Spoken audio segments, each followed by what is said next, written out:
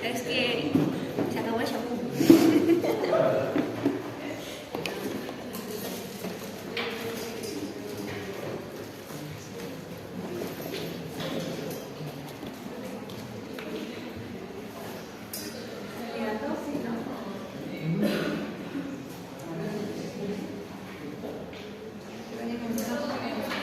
Más bien fíjate la luz porque estaba...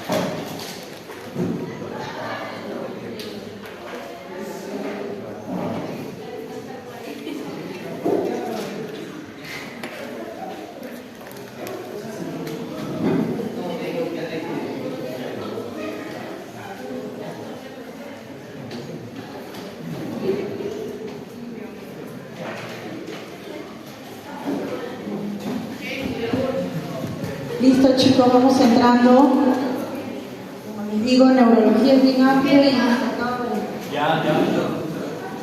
de hacer lo posible para minimizar, pero hay todavía dos temas que ver.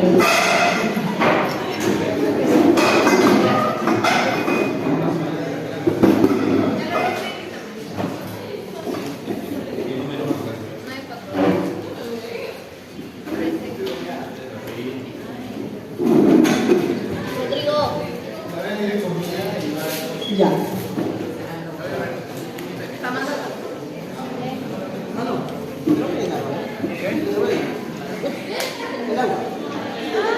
¿Por qué? ¿Por qué?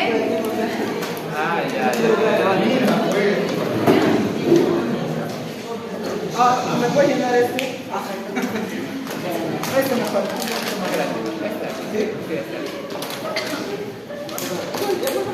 Ya. Muy bien, chicos, vayan entrando, por favor. Okay. Se van sentando todos, por favor, porque esta parte sí me interesa que todos capten información. Porque si ustedes de cierta manera entienden los puntos más importantes de pares craneales, van a poder entender el diagnóstico por el cual más o menos está viniendo el paciente. ¿Ok?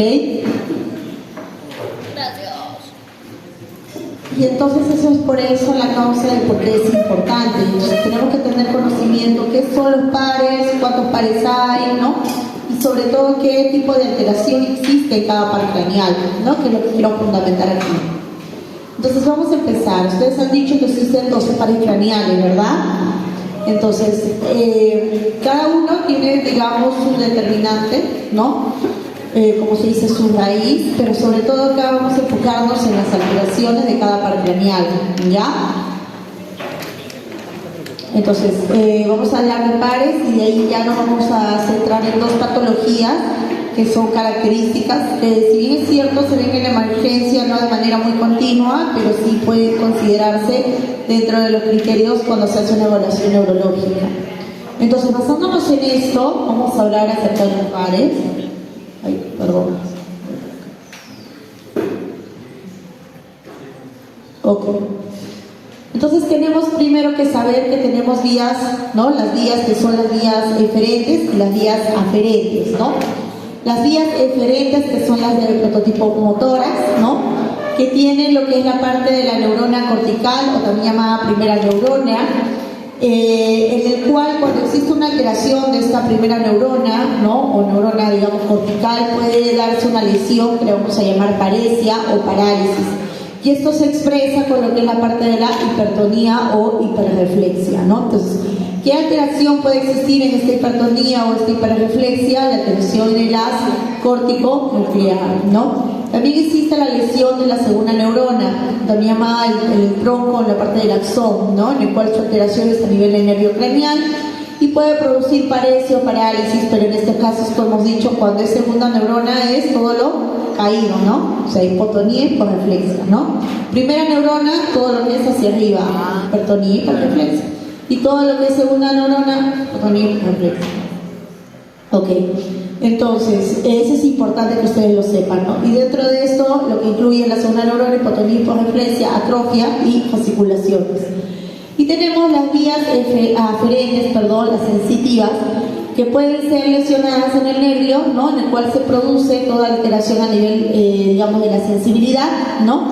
Estas lesiones se pueden dar a nivel del tronco encefálico y hacia la corteza sensitiva, que suelen ser parciales porque no necesariamente compromete todas las fibras. Es importante también saber que tenemos las vías del prototipo eferente motoras viscerales, que también son llamadas las parasimpáticas, y los nervios craneales, propiamente dicho, tenemos al 3, al 6, al 9 y al 10, que van a pertenecer en toda la ramificación del tronco encefálico, ¿no? Ganglio de órgano, ¿no? El órgano blanco. Entonces, digamos que la estructuración de estos pares craneales viene provisto de las zonas nucleares, ¿no? Algunas van a estar a nivel, digamos, región casi occipital, otras a nivel, digamos, talámica, otras a nivel del tronco, otras a nivel de protuberancia, y estas de cierta manera van a ser un entrecruzamiento. A la par con esto van a llevar a lo que son los trastornos, propiamente dicho, de estos pares craneales. Dentro de estas primeras alteraciones de los nervios tenemos el primero, que es el nervio olfatorio, ¿no? En el cual va a existir una alteración a nivel de sus terminaciones nerviosas, que son las células de Schuster, y que también van a estar ahí las fibras de la zona del bulbo olfatorio, que también pueden lograr afectarse. Van a existir anomalías de prototipo cuantitativa y cualitativa. Cuantitativa, en el cual va a haber una pérdida o reducción de lo que es la agudeza olfatoria, que es característico que estos pacientes presenten lo que hemos dicho, la anosmia o la hiposmia, ¿no? Y en caso de que haya un aumento de esa agudeza olfática, que puede darse también, es decir, que puedo sentir el tema, digamos, de algún olor, de alguna sustancia, algún cítrico, algo de manera muy rápido y muy selectivo, ¿no? Se le va a llamar hiperosmia, ¿no? Entonces, mientras que las anomalías cualitativas pueden ser por la perturbación del sentido de la olfacción y que pueden considerarse como disosmia o parosmia, ¿no? Existe también lo que son las alteraciones o alucinaciones olfatorias, que suelen ser de origen central, digamos, y que puede darse, ¿no? En pacientes con crisis epiléptica, de inicio focal, consciente y no motor, ¿no? O alteraciones a nivel del lóbulo temporal. Y la agnosia olfativa es la imposibilidad de identificar o nombrar una fragancia percibida, ¿no? Por ejemplo, si ustedes tienen la fragancia de alguna flor, como las rosas, que es muy característico, y que ustedes no lo logran identificar qué tipo de olor es, ¿no? Entonces, ¿qué estaría yo teniendo? Una agnosia, ¿no? Olfática, ¿no? ¿En quiénes se pueden ver estas agnosias? En los pacientes con síndrome alcohólico, ¿no? Entonces, ubicación, no olvidar. ¿En dónde se ubica el primer par? En la parte de los cornetes superiores, en el piso de la cavidad nasal y en el septum nasal superior, ¿ok? ¿Qué me puede provocar? Lo que es la anosmia, la ausencia de olfato, la hiposmia, la reducción de la olfacción, alucinaciones olfatorias y la hiperosmia, que es la exageración del olfato. ¿Quiénes me pueden llevar a alteraciones del primer par? El resfrío, los traumatismos, las masas, tumores, envejecimiento, drogas, Parkinson, entre otros, o sea, muchas causas. Ejemplo, mujer de 45 años, presenta desde hace, miren, poco tiempo, 36 horas, pérdida repentina del olfato y del gusto. No tiene ningún otro antecedente, es empleada bancaria, convive con su pareja y hijos. Se encuentra aparentemente en buen estado general, sin mayor interés. Presenta esta pérdida, miren, 36 horas, o sea, menos de 3 días, ¿no? De pérdida repentina del gusto del olfato, ¿no? En un contexto epidemiológico acorde, y si otra causa que la justifique, hay que descartar que la sospecha no sea primero por SARS-CoV-2. También hay que preguntar qué otros síntomas tiene, ¿no? Si no tiene síntomas respiratorios, etcétera, aparte, ¿no? Entonces, ¿qué puede afectarse? El primer nervio craneal, nervio olfatorio, que interviene en la olfacción, mientras que los nervios, tanto el facial como el glosofaringio, ¿no? El séptimo y el noveno, en la percepción de lo que es la parte de las sensaciones gustativas, ¿no?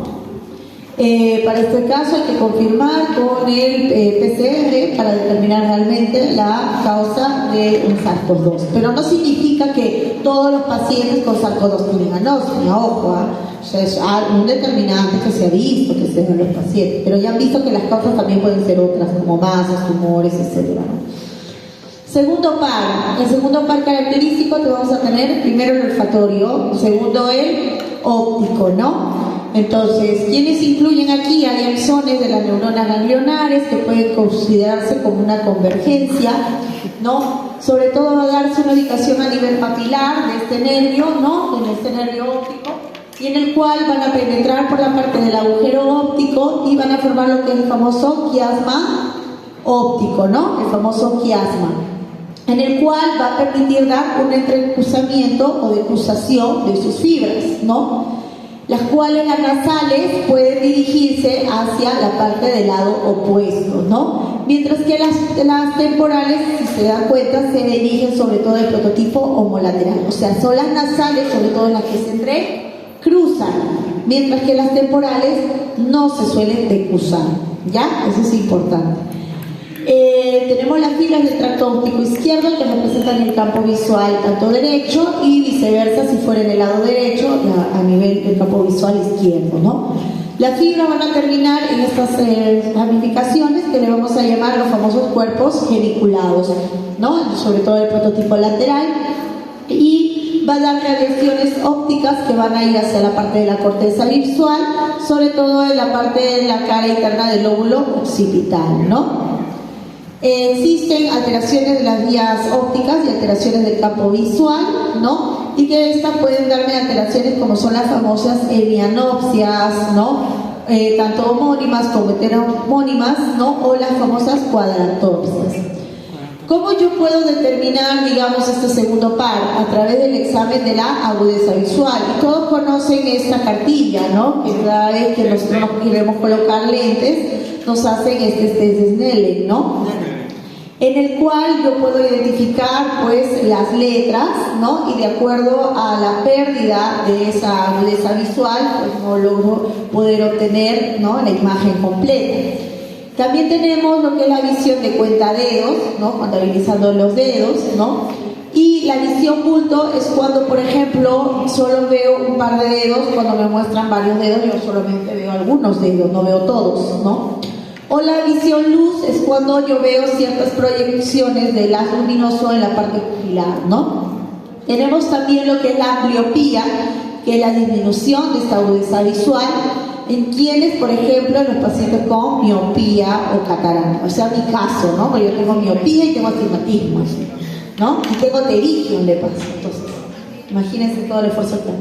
Y hoy día se me ocurrió mis lentes. Y también tenemos lo que es la amaurosis, ¿no? ¿Qué le entiende por amaurosis? La parte de la ceguera, ¿no? Entonces puede pasar que ustedes están en su práctica, ahora que van a hacer prácticas, y les dice el colega médico, como les digo, sanmarquino, del año 60, les dice, y bueno, van a evaluar a este paciente con su amaurosis, ¿no? Con su amaurosis, y que también ha presentado pérdida de conciencia. Y ustedes dirán amaurosis, entonces acuérdense, ¿no? Amaurosis, tema de la ceguera, ¿no? En el cual hay una alteración del nervio óptico y puede darse muchas causas, ¿no? Desde prototipo degenerativo como también vascular, ¿no? Por otro lado, tenemos no solamente la tabla de Snellen, ¿no? Lo que identifica, ¿no?, en este caso las letras, ¿no?, letras grandes y letras chicas. De acuerdo a eso voy determinando una visión óptica de acuerdo al grado, sino también tenemos la escala de visión de colores. A esto le llamamos la tabla de Ishihara, ¿ok? En el cual pueden existir patologías cuando se da una alteración en lo que es la visión de colores, como es de la discromatopsia, en el cual hay una alteración de la visión de todos los colores, o el famoso daltonismo, en el cual yo hago una visualización de rojo, ¿no? Veo a todos casi de color rojo. O puedo tener una visualización doble en el sentido de rojo-verde o azul-amarillo, ¿no? Miren, por ejemplo, muy parecido a esto que estamos viendo, ¿no? En el cual veo parcialmente un color, o veo más azul, o veo un poquito menos verde, o más rojo, dependiendo. Tenemos la acromatopsia, en el cual miro los objetos pero en blanco y negro, o la metacromatopsia, en el cual veo los objetos de un color diferente a lo real, es decir, que yo en vez de ver esta mesa de color negra, la veo color, no sé, lila, ¿no? O naranja, ¿no? Entonces tengo una metacromatopsia, ¿no? O la agnosia cromática, en el cual veo una visualización de alteración de los colores, ¿no? Y que mayormente puede ser por una afección a nivel occipital, ¿no? Ejemplo, tenemos la visión normal y, por ejemplo, como hemos dicho, el daltonismo, que vemos mayormente con una visualización de color rojizo, ¿no? Entonces, en la carta de Ishihara podemos ver el examen de la visión de los colores sobre diferentes prototipos de color, ¿no? Entonces, no olvidar, segundo par craneal, óptico. Ubicación, emerge en la parte del glóbulo ocular, encuentran a la cavidad craneal por los agujeros ópticos. Alteraciones, ambliopía, disminución de la huella visual. Amaurosis, la pérdida completa de la visión. O en este caso el daltonismo, por alteración de la percepción de colores, sobre todo el rojizo. O acromatopsia, objetos sin color, no, sea blanco y negro. O metamacropsia, que no lo logro identificar bien los colores y lo veo por diferente contraste. O monocromatopsia, lo veo todo de un solo color, como que lo vean todos ustedes de pitufos o azules, no sé, ¿no? Tenemos también, hay que determinar la parte del examen del campo visual.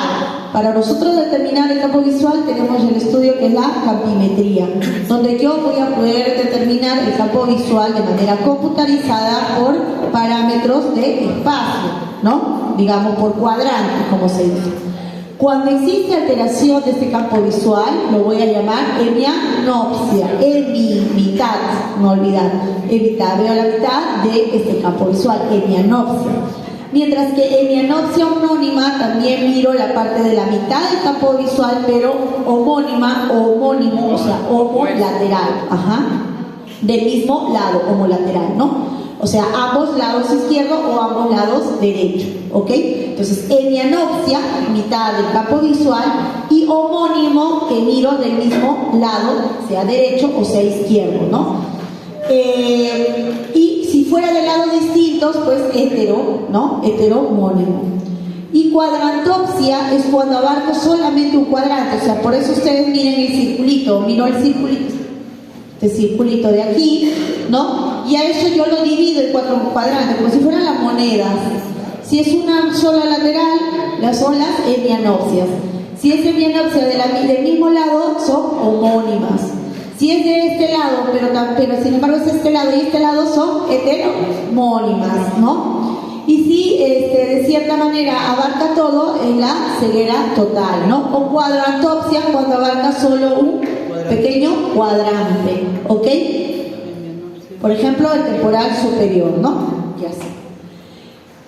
Cuando hay una lesión del nervio óptico completo, hemos dicho que es la ceguera o amaurosis, ¿no? Sobre todo el prototipo homolateral. Tenemos la hemianopsia de tipo bitemporal, con lesión sobre todo en la parte medial y parte del quiasma óptico, y la hemianopsia homónima contralateral, que sobre todo abarca alteraciones del tracto óptico, ¿no?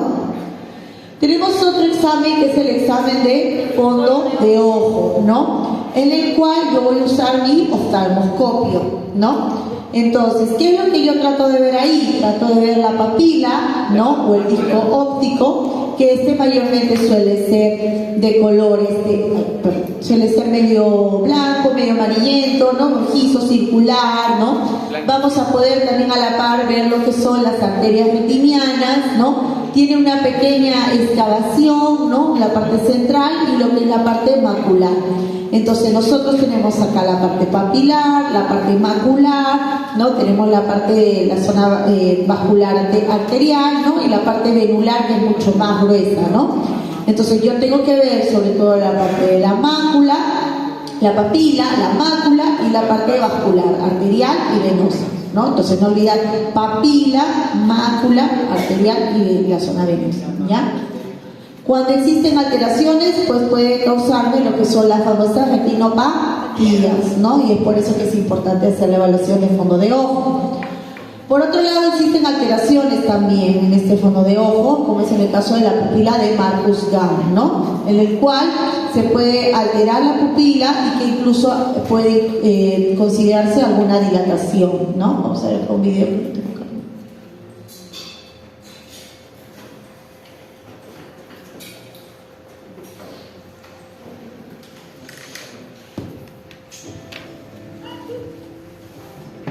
El audio sí no sé. Le menciona lesión del nervio óptico derecho, al iluminar el ojo afectado, la pupila se dilata reflejando la ausencia de la respuesta a la luz. Hay una ausencia de la respuesta a la luz cuando se dilata, ¿no? La pupila. Mientras que el otro contralateral hay una miosis. Sí. Otra vez lo voy a poner ya. Ya.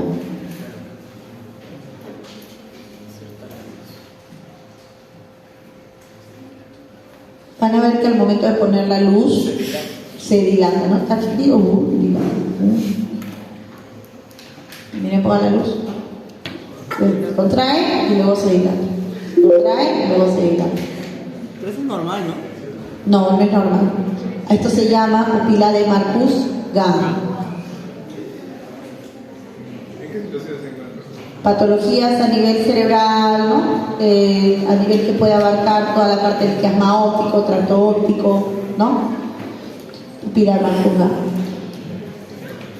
Acá hay un pequeño caso, ¿no? Paciente de 26 años que asiste a una clase, comienza a tener visión borrosa en el ojo derecho, seguro a muchos de ustedes les debe estar pasando eso ahorita, ¿no? Visión borrosa en el ojo derecho, lo atribuye al cansancio por mucho estudio, su visión empeora en el transcurso de los días y de la mañana se torna muy borroso, pero ojo, dicen en el ojo derecho, o sea, en un solo ojo, ¿no? Además tiene un dolor en ese ojo que aumenta al momento de moverlo, ¿no? Había sufrido un episodio similar, pero leve en el otro ojo, o sea, en el lado izquierdo, ¿no? En consulta acude por una disminución de la agudeza visual en el ojo derecho, o sea, en el ojo comprometido, ¿no? Y una alteración en la discriminación de los colores, reflejo fotomotor y consensual, digamos, comprometidos al estimular el ojo derecho, ¿no? La afección que puede darse de la vía aferente al estímulo luminoso, ¿no? Del ojo derecho se da por una inflamación del nervio óptico, ¿no? En el cual da una respuesta pupilar muy disminuida que puede darse en ambos ojos. ¿Qué es característico en este paciente? Pues el paciente está presentando una neuritis óptica, porque si bien es cierto tiene un borramiento, ¿no? Ocular, es una visión borrosa, tiene un dolor ocular también. Y miren, síntomas de neuritis óptica, ¿no? Dolor ocular, como le presenta la paciente. Pérdida de visión, ¿no? En este caso temporal.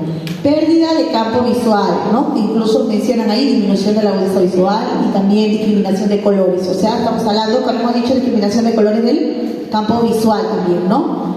Y pérdida de visión de colores, pérdida de los campos visuales, ¿no? De la agudeza visual. Y visión con luces intermitentes, ¿no? Incluso medio borroso. Entonces, característico de una neuritis óptica, ¿no?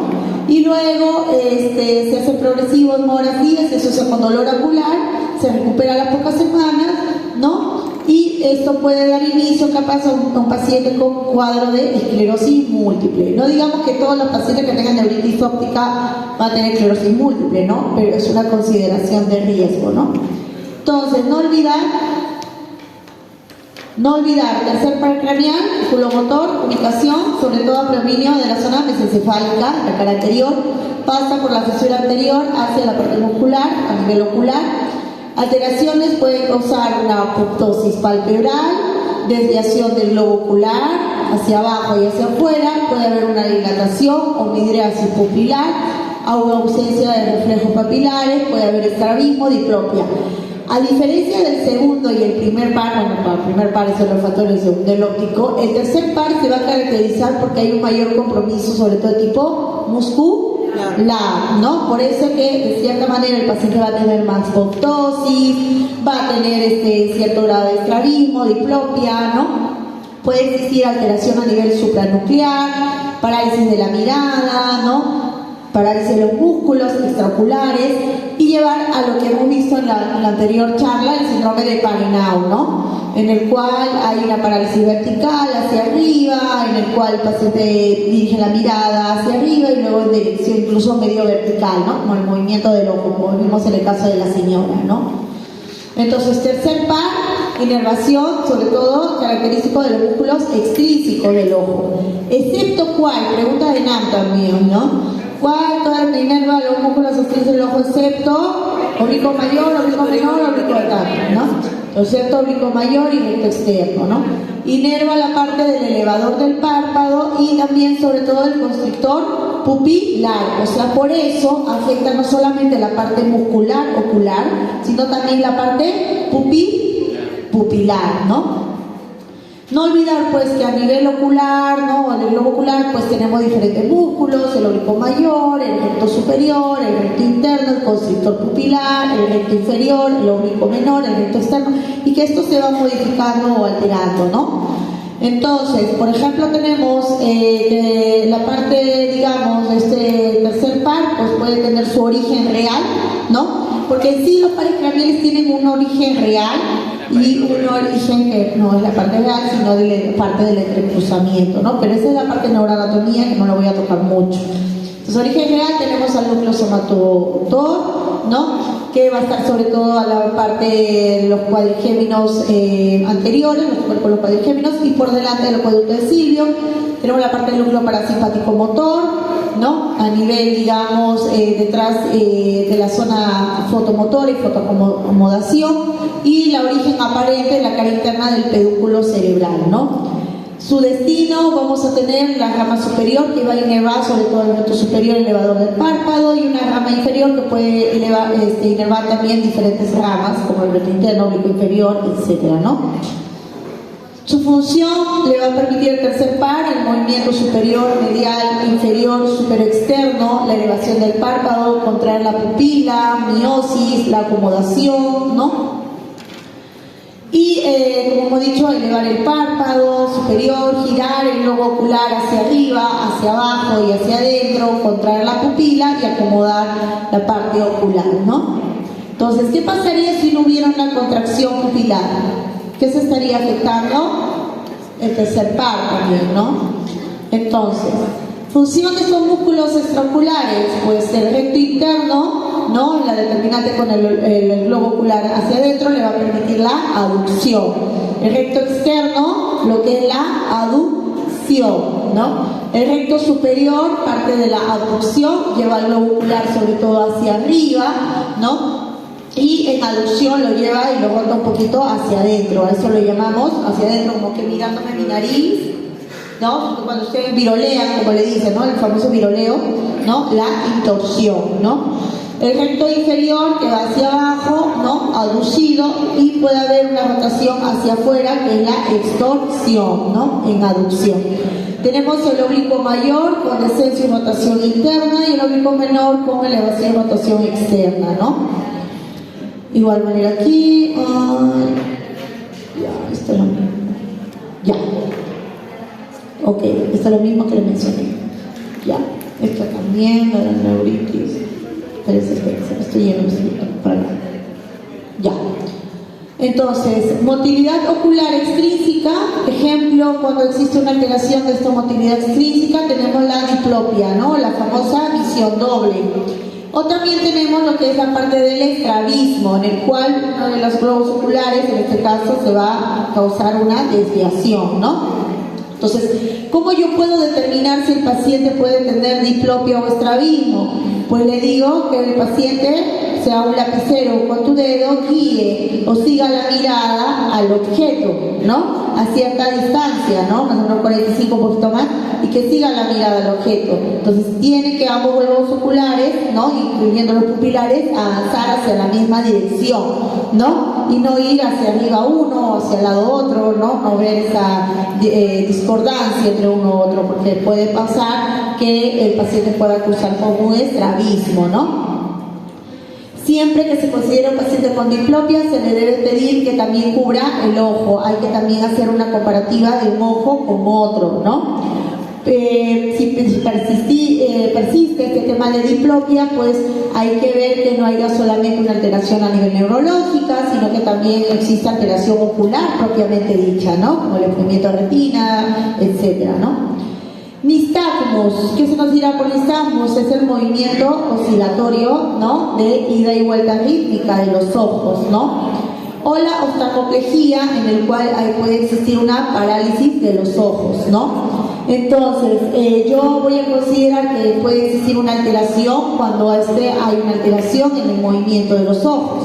Pueden ir en manera, como ves en la imagen, horizontal, ¿no? Dirigiendo la mirada hacia un solo lado, o puede ser vertical, como que va hacia un lado, pero también un poquito más hacia arriba, vertical, o como de rotación, ¿no? Sub y baja, ¿no? Rotación. Entonces, yo tengo que ver si es que presenta o no un paciente un nistagmus para ver si existe o no alteración cerebral o periférica.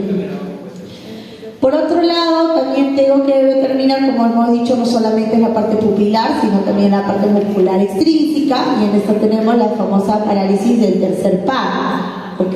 Voy a ver acá. Acá tenemos el video.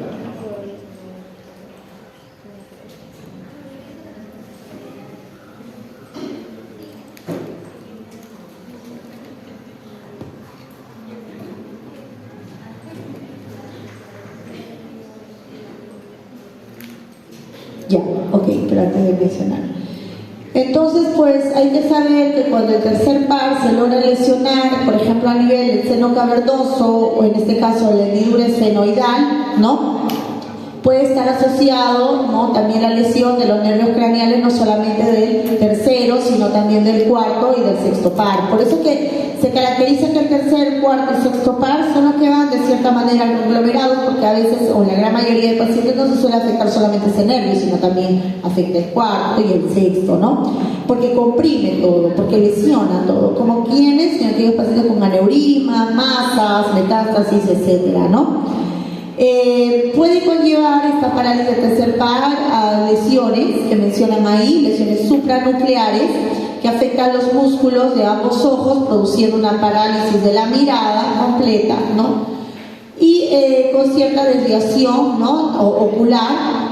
Ahí puede haber las lesiones nucleares o infranucleares por parálisis de los músculos extraoculares, donde puede haber cierto estrabismo, cierta diplopia, ¿no? O incluso algún compromiso pupilar, como es en el caso de las masas, tumores, hemorragias, o oftalmoplegia intranuclear, donde hay una alteración en el fascículo longitudinal medial y se caracteriza por una alteración en la aducción del ojo homolateral con cierto grado de nistagmus, ¿no? Ejemplo aquí, un ejemplo.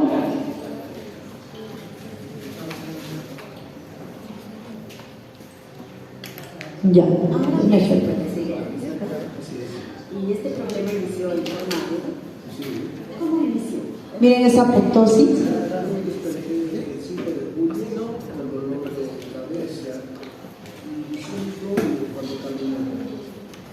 Y más tarde empeoró. ¿Progresó en alguna forma? Sí, ambos trastornos, el dolor de cabeza, la intensidad del dolor de cabeza, progresó y apareciendo sexo resistente, la mirada. Vamos a avanzar un poco a lo que está conversando. Acá es la parte del examen ya. Voy a sostener sus cejas de forma que podamos ver sus párpados y la forma en que trabajan. Por favor, ve hacia la izquierda. Bien. Ahora hacia la derecha. Hacia arriba. Bien. Todo hacia abajo. Ahora mira hacia arriba. Ahora hay una luz brillante. En primer lugar,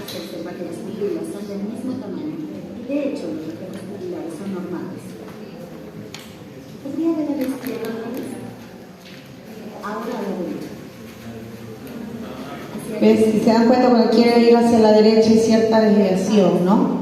Bien. Ahora hacia abajo. Ven, mire, uno va hacia arriba normalmente y el otro no, hay un límite ahí. Trate de observar la punta de su nariz e intente cruzar su mirada. Muy bien. Aquí no hay lesión de la pupila, ¿verdad, mi? Ujú. No hay lesión de la pupila. No necesariamente hay lesión, claro. Listo. Entonces tenemos también lo que es la parte de alteración, perdón. Alteración por lo que... Pues ya. Ya. Alteración o parálisis del cuarto par, ¿no? Que es característico que estos pacientes pueden tener un cuadro de estrabismo mayormente convergente, ¿no? Que le impide lo que es la parte de la abducción, hay cierto grado de diplopia horizontal, ¿no? Sobre todo cuando desea mirar hacia el músculo paralizado, ¿no? Como en el caso de la paciente, ¿no? De cierta manera hay una limitación de la abducción del ojo derecho, ¿no? Hay una cierta limitación muy parecida al otro paciente, ¿no? Y que de cierta manera hace una pequeña desviación, pero no muy completa, ¿no? Y aparte también la señora tiene terigio, lo que yo tengo ahorita. Entonces hay que ver que no tenga paciente masa o son alteraciones vasculares, ¿no? Se me ido por...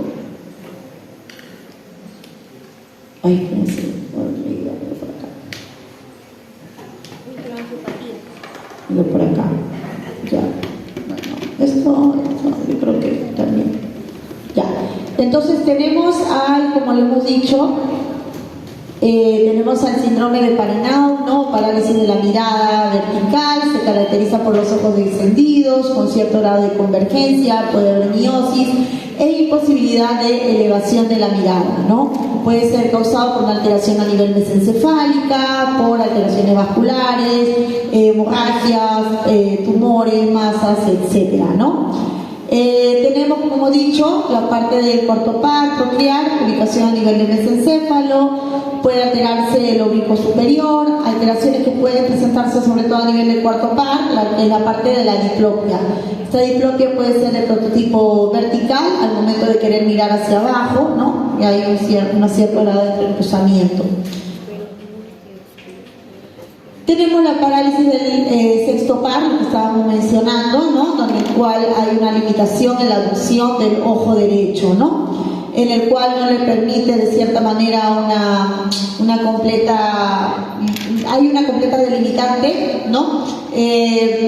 Y que es característico en los pacientes para el momento de la desviación de la mirada o el seguimiento del objeto, ¿no? Puede existir lo que es la exploración también de la motilidad ocular intrínseca, como hemos dicho, que puede darse con la miosis o la midriasis, ¿no? La midriasis es la miosis, que es la contracción a nivel pupilar por las vías parasimpáticas y que es característico de aquellos pacientes que toman medicamentos, ¿no? Sea el tema de opiáceos o los antipsicóticos. Y la midriasis, que me va a llevar a la dilatación pupilar, sobre todo por alteración simpática. O la anisocoria también, en el cual hay una desigualdad pupilar, ¿no?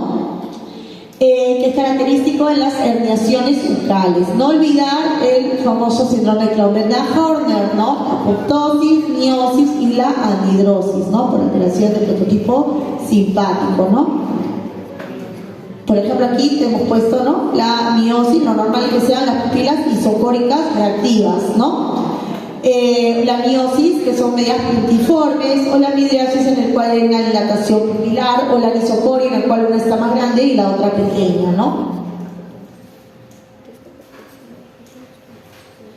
Alteración, como hemos dicho, pupilar, el síndrome de Clauben-Horner, ¿no? O existe otro síndrome que también se le llama Beaufort de Petit, ¿no? Que se caracteriza también por alteración a nivel simpática, puede haber cierta retracción palpebral, pero a diferencia del Clauben-Horner, esta tiene midriasis, ¿no? Y tiene exoftalmo. Puede ser pregunta de nada. Esto lo he visto como una pregunta de mira, ojo. Entonces, la diferencia entre Clauben-Horner y Beaufort de Petit, ¿no?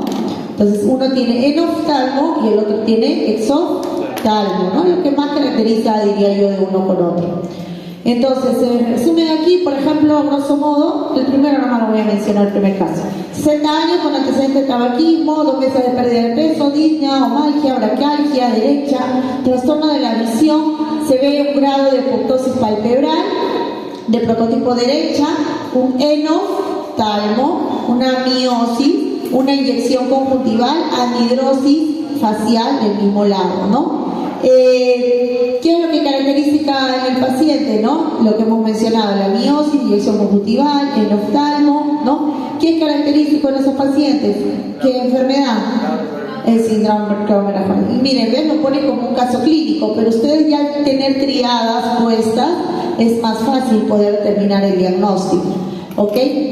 Y por ejemplo aquí un paciente de 26 años que sufrió un traumatismo, un TEC con pérdida de conciencia, ¿no? En el cual no evidenciaron un foco neurológico, evolucionó con deterioro sensorio que progresó incluso al coma y con cierto grado de anisocoria y midriasis paralítica del ojo derecho, ¿no? El diagnóstico, compromiso, acuérdense, con una midriasis, con anisocoria, ¿qué me está comprometiendo? El tercer par, ¿no? En este caso de derecho, ¿no? Debido al traumatismo hizo una herniación del uncus en el lóbulo temporal por un hematoma extradural, ¿no? Por otro lado tenemos los reflejos. ¿Y cómo yo determino los reflejos? Con la linterna, ¿no? Para eso tienen que tener su linterna. Ahora ya todos tienen celular, ¿no? Celular con linterna. Entonces yo voy a ver ahí el reflejo fotomotor para ver la acción pupilar, ¿no? O el reflejo consensual, que estimula la luz en un ojo y veo si hay respuesta pupilar en el otro, ¿no? O el reflejo de acomodación y convergencia, que hago mirar hacia el punto lejano para luego dirigirlo hacia, digamos, más cercano y de acuerdo a eso ver si existe o no un tema de miosis. Y cuando existe una alteración o disminución, o en este caso ausencia del reflejo fotomotor, ¿qué enfermedad es característica? O en el caso de la neuritis óptica, ¿no? O también la llamada pupila de Argyll-Robert. Esta es también pregunta de NAM, incluso de internado. ¿En qué patología puedo ver este prototipo de pupila Argyll-Robert? En neurosífilis, ¿no? ¿Qué se caracteriza la pupila de Argyll-Robertson? Una miosis bilateral, ¿no? Función visual normal y atrofia variable del iris, ¿no? Hay una disociación de la luz, acomodación también en estos pacientes, ¿no? Tenemos la midriasis paralítica, que puede ser de origen bilateral y que puede considerarse en algunos problemas con intoxicaciones a cocaína, anticolinérgicos, etcétera, ¿no? Tenemos la pupila tónica perezosa, o también llamada de Ali. Esa es otra pregunta también que a veces suele venir en una, ¿no? Suele ser de origen, miren, como se ve en la imagen, unilateral, ¿no? La pupila afectada está levemente midriática y puede existir la anisocoria. ¿O acaso ven ustedes que las pupilas están normales? No, ¿verdad? Están anisocóricas. Reflejo fotomotor de acomodación con respuesta positiva media lenta, ¿no? Puede verse a lesión por un ganglio ciliar o nervios ciliares cortos por traumatismo, infecciones, polineuropatías, etcétera, ¿no? ¿Y qué me da? El síndrome de Adi, ¿no? O de Hodgins-Adi, ¿no? Acá hay esto para que ahorita no lo veo porque si no nos tiramos toda la poca tarde que queda. Y tenemos alteraciones también en el quinto par, ¿no? ¿Y qué incluye el quinto par? El famoso trigémino, ¿no? Sale el tronco cefálico, inerva la musculatura encargada de la masticación y el habla, ¿no? ¿Qué me va a llevar sobre todo el quinto par? La famosa neuralgia del trigémino, ¿ok? En el cual, ¿qué se caracteriza por neuralgia del trigémino? Puede haber dolor, ¿ya? ¿Ok? Entonces, no toda parálisis facial es parálisis facial como tal. Hay que preguntar al paciente si no solamente tiene un adormecimiento en la cara y tiene dolor, porque si tiene dolor no es una parálisis facial, es una neuralgia y a veces se confunde eso, ojo, en la emergencia. Entonces hay que preguntar bien y examinar bien al paciente la sensibilidad de la hemicara, ¿no? No olvidar que hay compromiso nervio oftálmico, maxilar, mandibular, ¿no? Eso ya. Que es característico también que siente como el tema de la sensibilidad o califica de cebolla, sensibilidad, dolor y alteración incluso un poco en la temperatura, ¿no? ¿Qué compromiso hay? Fibro-sensitivo, motor, propioceptivo, táctil, ¿no? Y yo tengo que hacer la determinante o evaluar el territorio cutáneo a través de la determinante de la sensibilidad, ¿no? Y ejemplo de la neuralgia del trigémino, pues tenemos causas idiopáticas, traumáticas, infecciosas, neoplásicas, etcétera, ¿no? Entonces, ¿qué compromete? ¿Qué tipo de nervios? Oftálmico, maxilar y mandibular, ¿no? Diagnóstico, pues tengo que estar estudiándolo, evaluar el tiempo de evolución, ver la intensidad, duración, ¿no? Etcétera, ¿no? Tenemos el séptimo par, que es lo más característico también, nervio facial también, ¿no? Entonces el nervio facial, de cierta manera, puede darme la famosa parálisis facial, parálisis de, ahí está, parálisis de Bell, ¿no? La famosa clave.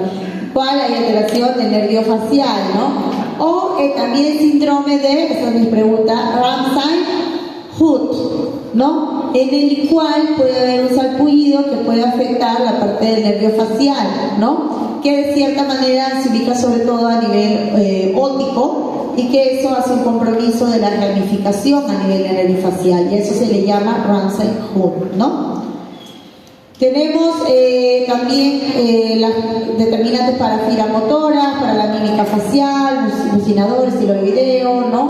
Fibras neurovegetativas, ¿no? Fibras sensoriales, que también me van a ser determinantes para la evaluación del gusto, sobre todo en los 2/3 anteriores de la lengua. Tipo de parálisis facial, ¿no? Acuérdense, periférica, que es más que todo infranuclear, mientras que la central es más que todo supranuclear. La periférica o infranuclear, el patrón es periférico con afección de las partes superior e inferior de la cara. Entonces a eso le llamamos la parálisis de Pérez. Toda la hemicara, parálisis de Pérez, infranuclear, periférico, ¿ya? Y central, o también llamamos en este caso arriba, ¿no? Supranuclear, se encuentra una parte de la zona respetada, o sea, es parcialmente, ¿no? Sobre todo la parte de la cara. Yo me voy un poquito aquí porque no es tanto inferior, sino más que todo superior, ¿no? Acá, en mi cara, ¿no? Entonces, un paciente que viene con cierto grado de parálisis y que no compromete la parte bucal, es decir, que no hay borramiento completo del surco nasogeniano, yo no voy a decir que inmediatamente es una parálisis de Bell completa, ¿no es cierto? Entonces yo tengo que identificar. ¿Cómo identifico esa parálisis? Le digo al paciente, sonría, frúnchalos como enojado, ¿no? Enojado, feliz, sople. Si hace todo este tipo de gesticulación o mueca, significa que no hay ni una parálisis de nada, ¿no? Pero basta que no tenga, ¿no? El tema de que tenga borramiento del surco, que no pueda limitar el soplido, que de cierta manera haya ya una apoptosis completa, ¿no? Entonces eso ya es una parálisis, ¿no? Una parálisis completa, una parálisis de Bell, ¿no?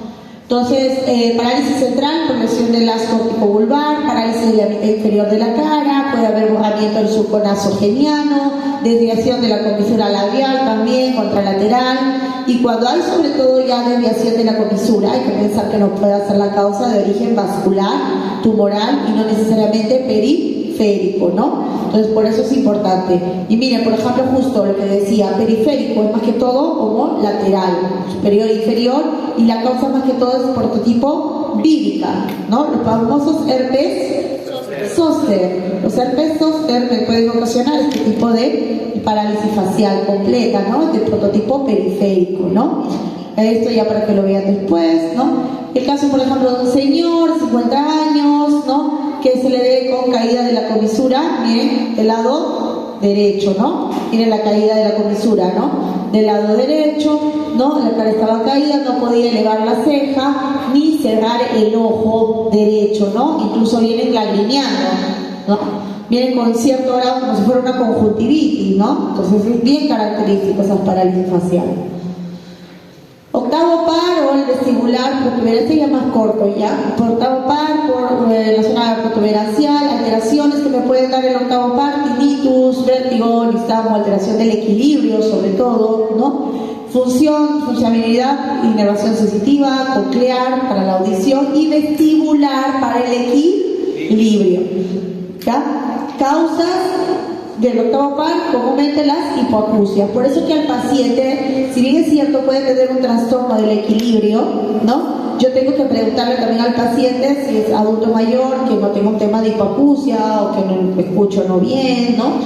Etcétera, ¿no? O que sean lesiones por fractura de peñasco, esclerosis, entre otros, ¿no? Existen, a grosso modo, existen las pruebas, ¿no? Que es la prueba de Weber, ¿no? O la prueba de Riner, en el cual yo pongo muy parecido a lo del martillo y hago una cierta corresonancia, ¿no? Tanto a nivel de la zona central, la parte de la cabeza, y luego a nivel, digamos, óptico, y hago disminución. Si hay disminución o está presente o no esa zona vibratoria, yo puedo decir si es positivo o no. Por ejemplo, a grosso modo esto, ¿no? La hipoacusia de conducción, el Weber de cierta manera va a estar lateralizado hacia la zona de lesión y el Riner va a ser negativo. Y en la hipoacusia de percepción va a ser lateralizado el Weber hacia el lado sano y el Riner va a ser positivo, ¿no? Por ejemplo, aquí la primera parte es de la prueba de Weber, ¿no? Y aquí es la prueba de Riner, o sea, la prueba de Weber, ¿no? Inmediatamente lo pongo a nivel, digamos, central, en cabeza, y la prueba de Riner, sobre todo la parte vibratoria, ¿no? A nivel óptico, ¿no? Exploración también de la rama vestibular, ¿no? Veo lo que les decía, el vértigo, sensación del movimiento rotatorio, ¿no? Si hay alteración de la marcha, nistagmus, ¿no? Yo hago la prueba de índice, no solamente tengo el índice nariz, ¿no? Sino que también tengo de juntar con el explorador los índices y si están van lateralizados hacia la misma zona que todo, uno con otro, ¿no? Si este va así, pues está alterado, ¿no? Hay alteración a nivel vestibular, ¿no? Alteraciones de los síndromes vestibulares, periférico y central, no olvidar sobre todo que el vértigo aperiférico es sobre todo intenso, ¿no? Y que la hipoacusia suele ser la causa más común, ¿no? Las pruebas vestibulares suelen ser sobre todo armónicas, ¿no? El noveno par o nervio glosofaringio, sobre todo va a emerger la parte del bulbo raquídeo, ¿no? Y la alteración que puede causar es la ageusia o pérdida del gusto, la hipogeusia, disminución del gusto, parageusia, deterioro del gusto, disfagia, con dificultad para la deglución, y un síndrome que también se llama Gilmer-Harris, con una mononeuropatía del noveno par, con paroxismos de, digamos, en la zona de oído, laringe y la zona nasofaringe y base de la lengua, ¿no? ¿Cuál es la funcionalidad del noveno par? La parte de la deglución, ¿no? La deglución, salivación, percepción de sabores, ¿no? Entonces existen reflejos, como es en el caso del reflejo faringio, que yo lo estimulo con el baja lenguas, ¿no? Baja lenguas, sobre todo la parte, digamos, posterior de la área faringea, y veo esa, digamos, sensación de náuseas, ¿no? Si la presenta o no la presenta. Entonces yo puedo decir si que tiene o no reflejo faringio, ¿no? O el reflejo velopalatino, estimulando el borde libre del paladar, el paladar duro, y más atrás está el paladar blando, ¿no? Estimulo el paladar blando, pero con el baja lenguas, y veo si existe una elevación, sin que haya una cierta desviación de la úvula, ¿no? Entonces, igual manera aquí, ¿no? En este caso la neuralgia del glosofaringio, ¿no? Es infrecuente, no suele verse, puede ser incluso neuropático y las causas pueden ser por lesiones masas, neurinomas, vasculares, etcétera, ¿no? El décimo par, que es el vago o el neumogástrico también, se localiza sobre todo en el foramen yugular y puede causarle sobre todo trastorno motor, ¿no? De la deglución, de la motilidad, ¿no? La parte faringea, etcétera, ¿no? Y a nivel sobre todo de tipo respiratorio, cardíaco, en general, ¿no? Digestivo, etcétera. Igualmente aquí, por ejemplo, 50 años, problemas para tragar, disfonía de varias semanas, no tenía ningún antecedente, al examen neurológico se observa que el reflejo nauseoso del lado derecho estaba abolido y había debilidad del músculo esternocleidomastoideo del mismo lado, ¿no? Cuando le hacen una evaluación laringoscópica, evidencia una parálisis de la cuerda vocal derecha, ¿no? Entonces se haya comprometido el noveno par, ¿no? El décimo par por el reflejo nauseoso y parte de la cuerda vocal, y el accesorio por la debilidad del músculo externo glenomastoideo, ¿no?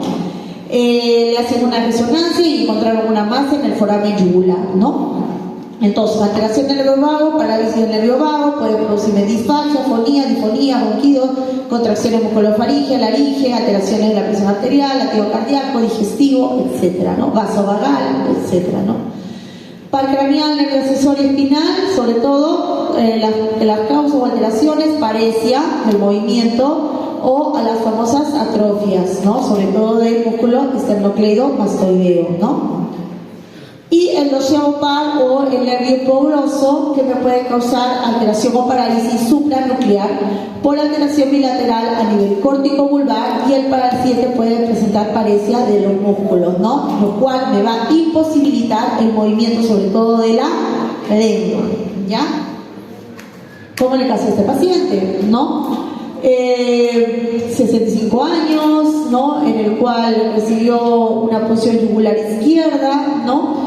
A nivel incluso de la arteria carótida. Notó que luego de esto presenta dificultad para mover el alimento de la boca, o sea, la lengua media pesada, o sea, parálisis de la lengua, ¿no? Cuando se le pidió que sacara la lengua, esta la desvió incluso hacia el lado izquierdo, ¿no? Pero no presentaba alguna atrofia o fasciculaciones. Luego le pidió que empujara la mejilla derecha con la lengua, lo cual no lo pudo realizar, ¿no?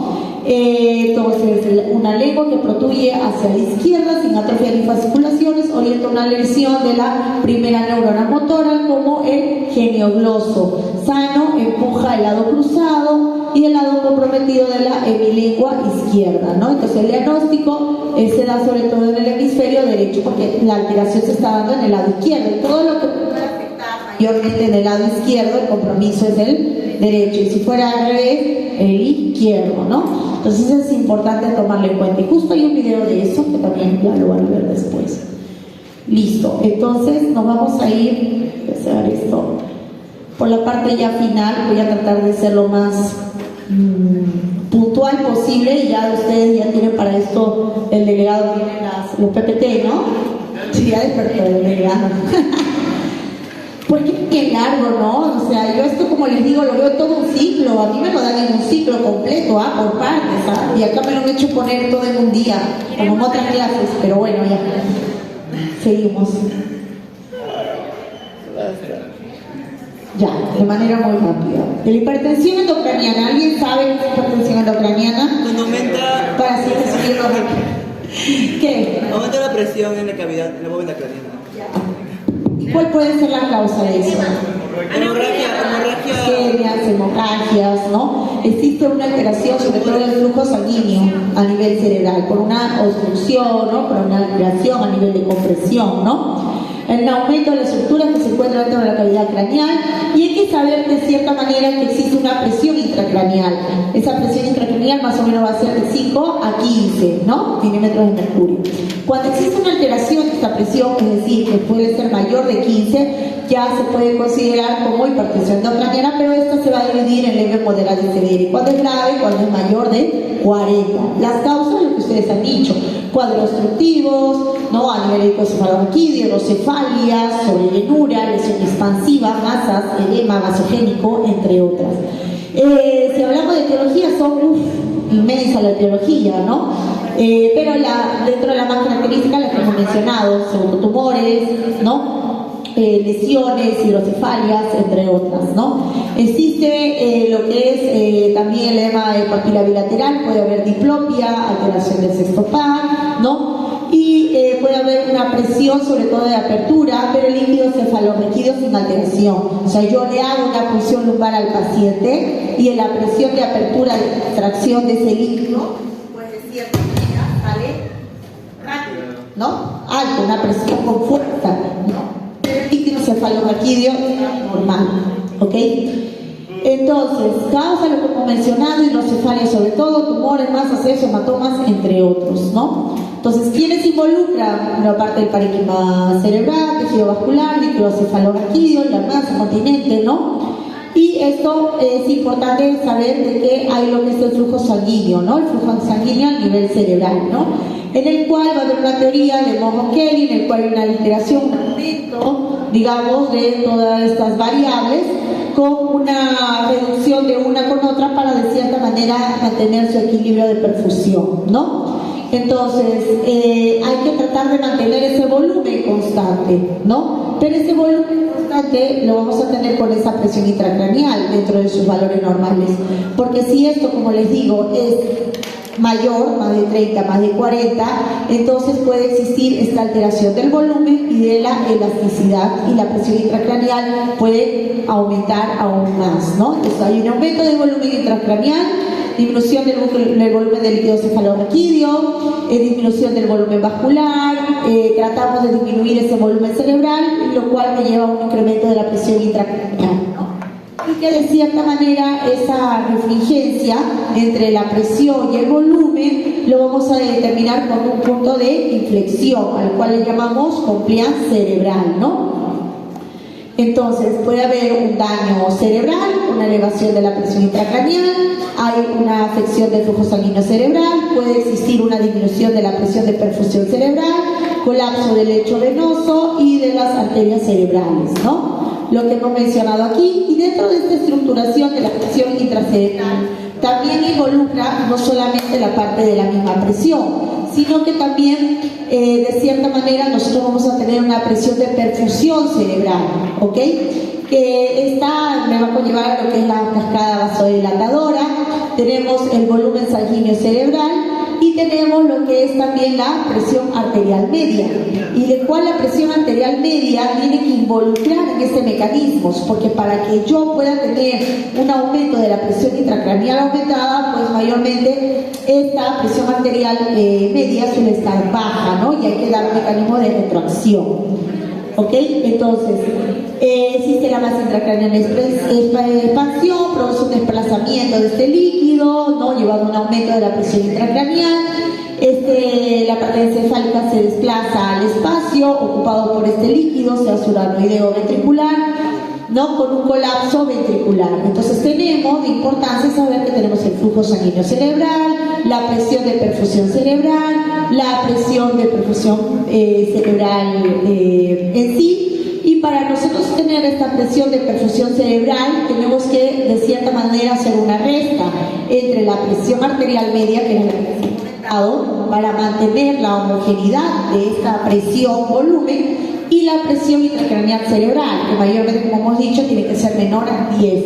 Haciendo hincapié que también tenemos el flujo sanguíneo cerebral, que está conllevado en 50 a 100 milímetros de mercurio, ¿no? Para que el flujo sanguíneo cerebral, ¿no? Deba descender menos de 50, la PIC, ¿no?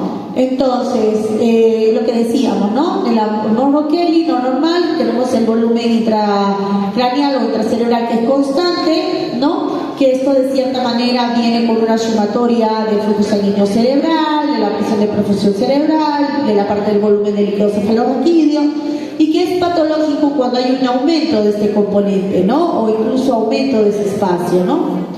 ¿Qué mecanismos van a intercurrir en esta presión intracraneal, en esta hipertensión? El edema vasogénico, puede haber un edema citotóxico e incluso un edema intersticial, en el cual todo eso se altera, conllevándome a un aumento de volumen cerebral, volumen sanguíneo, alteración del volumen del líquido cefalorraquídeo, ¿no?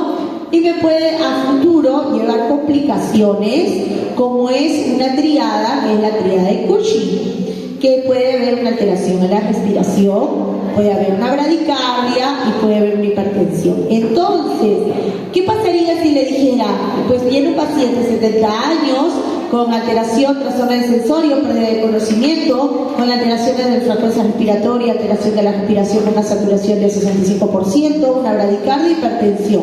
¿Por qué no considerar dentro de este mecanismo neurológico esta triada? ¿Ok? Esto a la par conlleva otro tipo de complicaciones, como son las herniaciones, y las herniaciones pueden ser de tipo uncales, ¿no? Temporales, etcétera, singulares, amigdalianos, etcétera, ¿no? ¿Cómo medimos la presión del eje craneoespinal, no? La presión intracraneal es igual cuando se mide en las cavidades que contiene el líquido cefalorraquídeo, y eso lo podemos hacer a través de un manómetro con un catéter, ¿no? Ok, eso no, porque se van a ir por todo lado. La presencia de una masa patológica focal no solamente va a elevarme la presión intracraneal, sino que me va a producir, acuérdense, la masa no solamente hace de que conlleve ese aumento de volumen, sino que también va a desplazar, por algo es una masa, ¿no? Ese desplazamiento me va a producir lo que les digo, lo que son las herniaciones, porque como una hernia, ¿no? Cuando si es su hernia inguinal que está desplazando una masa, pues la hernia que lo tiene va a salir, ¿no? Entonces existe una alteración en su gradiente de presión, ¿no? Entonces, ¿qué me lleva con eso? A una herniación cerebral, ¿no? Entonces, es importante que exista este desplazamiento del tejido cerebral, llevándome a la hernia, ¿no? Distorsión, herniación del tejido cerebral y compresión de las arterias que lo irrigan, produciéndome con esto una isquemia cerebral que puede ser tanto focal o generalizada, ¿no? Las masas focales, los hematomas intra y extracerebrales y contusiones causan gradientes de alteración de su presión y desplazamiento, conllevándome lo que es la herniación, ¿no? Etapas, normalmente puede ser la primera etapa por modificación del volumen intracraneal, ¿no? Y la segunda etapa, sobre todo por elevación de la presión intracraneal peak o leve, ¿no? Y que a diferencia de la primera etapa, que es más paulatina, esta puede presentarse o alterarse con lo que es las funciones vitales. Por eso es importante la presión arterial media, porque puede alterarse la presión arterial media, ¿no? Hipertensión arterial, bradicardia, etcétera, ¿no? Síntomas que pueda presentar el paciente con hipertensión intracraneal: cefalea, vómitos, somnolencia y alteración psíquica, ¿ok? O sea, muy parecido a la mayoría de pacientes que vienen por trastorno neurológico, porque no hay paciente con trastorno neurológico que no venga por cefalea o que no venga por vómitos, ¿no? Entonces, pero característico en estos pacientes, la cefalea y los vómitos, que en la gran mayoría de estos que presentan el tema de la hipertensión intracraneana, sobre todo son vómitos. ¿Sanguinolento? No. Ya que fuiste a hemoptisis. No, ni siquiera hemoptisis, matemática. Vómitos explosivos, ¿no? Y puede haber alteración psíquica. Puede haber, al momento del examen, papiledema, ¿no? Al momento de la evaluación oftálmica, o fotopsias, disminución de la agudeza visual, puede haber diplopia, obnulación, estupor, coma, rigidez o descerebración, alteración respiratoria y vegetativa. Si la TIC se eleva, me puede causar cefalea, cual es intensa, persistente. A diferencia de la gran mayoría de pacientes que vienen por cefalea, los pacientes con hipertensión intracraneana es una cefalea intensa, es una cefalea brusca. Y ojo, muchos de estos pacientes incluso previamente han hecho que sea una convulsión tónico-clónica, que no necesariamente sea por una convulsión, por una epilepsia. Por eso les digo, no toda convulsión suele ser una epilepsia o un infarto cerebral, puede ser una causa de hipertensión intracraneana también, ¿no? Entonces, pero es característico que estos pacientes presenten una cefalea intensa, ¿no? Que no calman con ningún analgésico, ¿no? Que siente una pesadez en la cabeza, es en toda la cabeza olocefálica, pero a veces puede irse a nivel frontal, temporal o parietal, ¿no?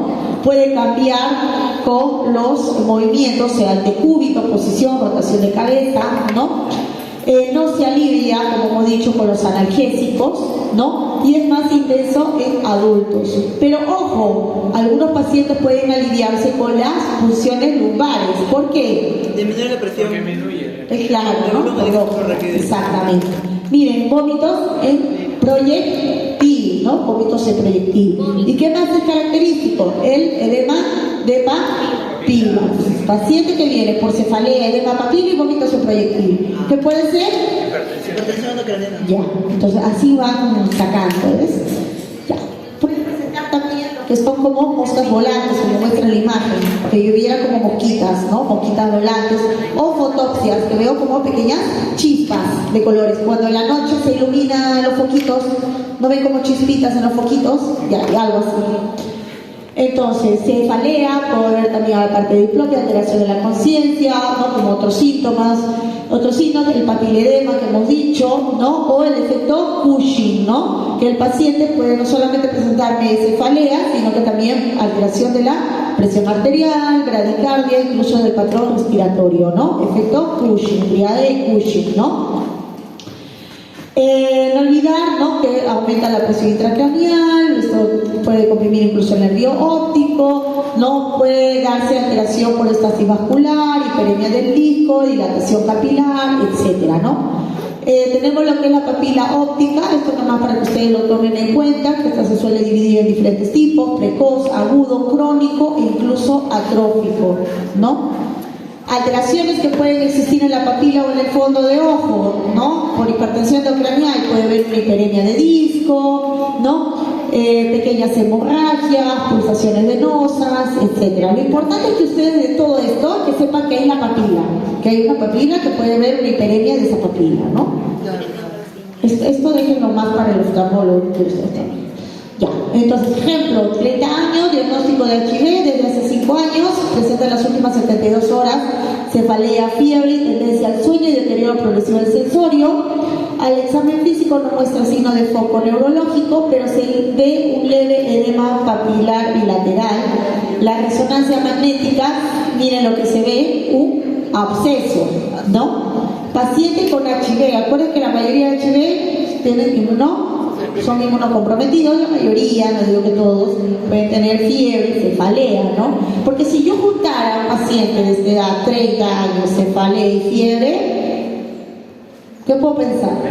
Meningitis, ¿no? Pero ya lo que han visto aquí es que también tiene deterioro progresivo y que ven acá el edema de papila, porque si no me pusieran el edema de papila, yo pensaría que es una meningitis, ¿no?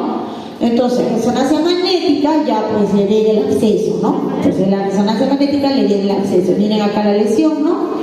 Entonces, este absceso, a pesar que es un absceso, es una masa, ¿no? Sea infección o no, es una masa. Y entonces ya está comprimiendo y está causando una hipertensión endocranial, por lo cual ya evalúan estudios, etcétera, ¿no? La imagen de absceso hace pensar que podría ser una toxoplasmosis cerebral. El estudio inicial hace un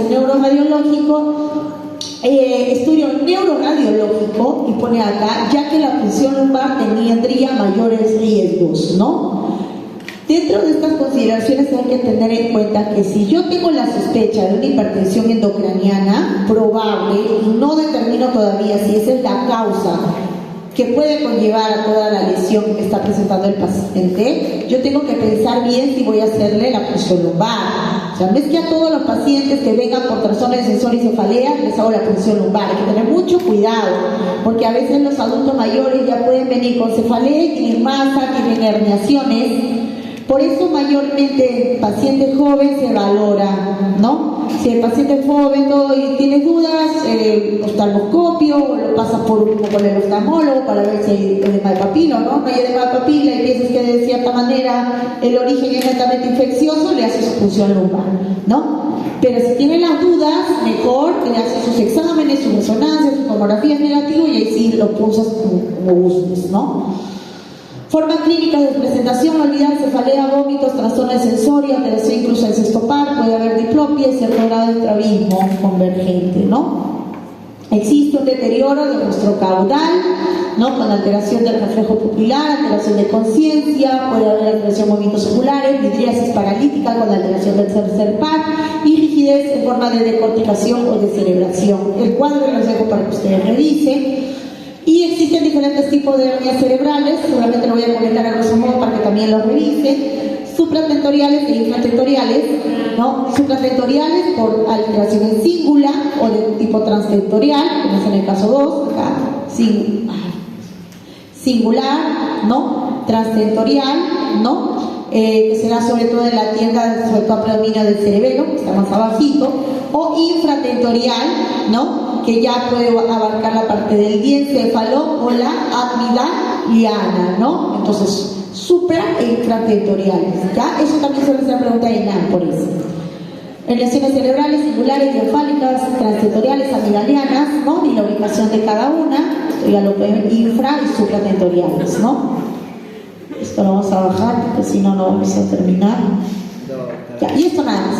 Existe un síndrome que es el síndrome de Foster-Kennedy, ¿no? ¿En qué se caracteriza? Es un tumor en la base de la región frontal que puede llevar a una neuropatía óptica de prototipo retrovulvar, como se muestra en la imagen, con escotomas, ¿no? Escotomas, son así como iluminaciones, ¿no? Y atrofia del nervio óptico, ¿no? Puede ser, como hemos dicho, por un tumor intracraneal, la base del lóbulo frontal.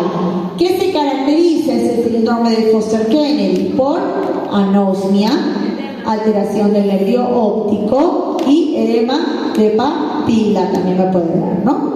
No digo que esa pregunta entre, pero quién sabe, por ahí en algún momento dan ENAM y ven por ahí Foster-Kennedy, pues se van a acordar. Más de las eliminaciones que hemos mencionado, ¿no? Y no olvidar que en el diagnóstico de hipertensión intracraneana, ¿no? Es ver los síntomas, signos, ver las causas, ver qué compromiso tiene el paciente y el estudio neuroradiológico por el tema de las herniaciones. Y hay que tener cuidado al momento de realizar las funciones lumbares, ¿ok? Ya. Lo de la meningitis, yo no sé si vamos a alcanzar o hablamos a grosso modo, lo más importante, el cuadrito del líquido cefalorraquídeo, ya para que puedan terminar, ¿ya, chicos? Ya. Esto lo voy a mencionar a grosso modo así rapidito. ¿No? Miren que pueden preguntar. Ya, vamos al cuadro, ¿ya? Solo el cuadro y ya ustedes lo revisan. Por favor, no se olviden. Que lo van a revisar, ¿ah? Solo el cuadro, oigan, chicos, no se pasen, ¿no? Está como mi presidente. No, perdón, está como los internos. Doctora, hemos presentado documentos, vamos a ir a las 12 del día. Pero conmigo no, o sea, lo han presentado por la queja con los otros médicos. La muerte. Ya, no olvidar esto, por favor, ¿ya?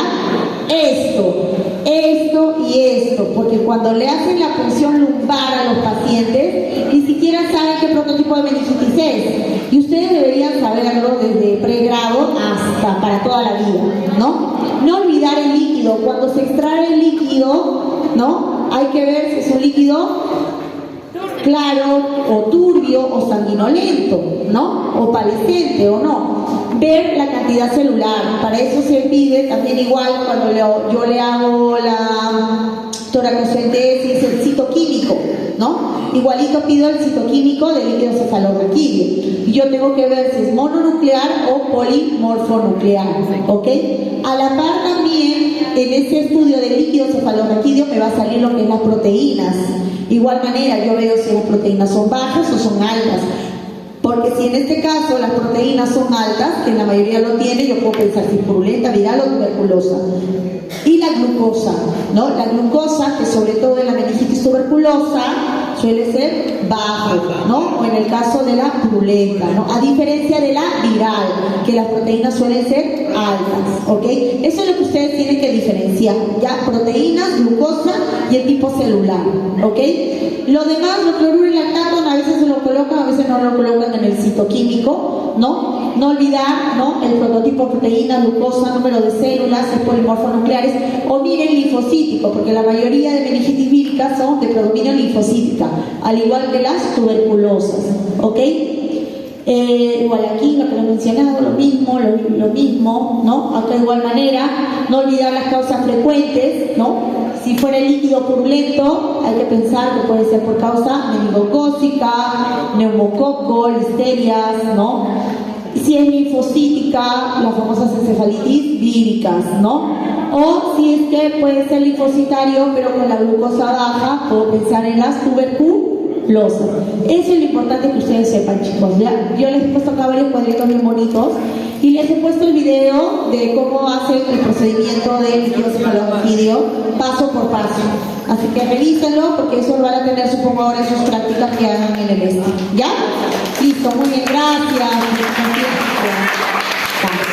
Muy bien, ahora sí pueden ir en paz.